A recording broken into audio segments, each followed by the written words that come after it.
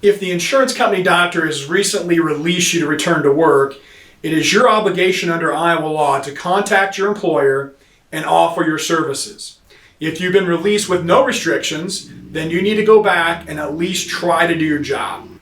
So when do you expect to receive the money for your permanent injuries? That depends. Some doctors will wait a whole year after surgery, let's say, before they will evaluate you for a functional impairment rating. The doctors at McFarland Clinic often will wait at least 1 year after your surgery before evaluating your functional impairment rating. If you get back to the job and you find it too physically demanding, notify your employer and also notify your workers' compensation doctor and get back in to have a conversation with him or her. If you've been released to return to work with restrictions, it is your duty to contact your employer and offer to work.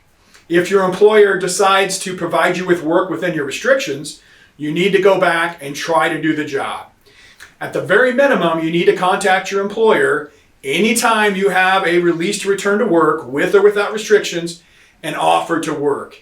Failing to do so can not only make you lose your benefits, but even worse, you forfeit those benefits under Iowa law if the employer provides you with the proper notices.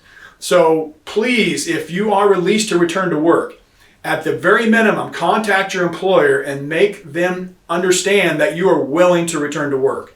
If you simply quit your job, that can be devastating to your workers' compensation claim.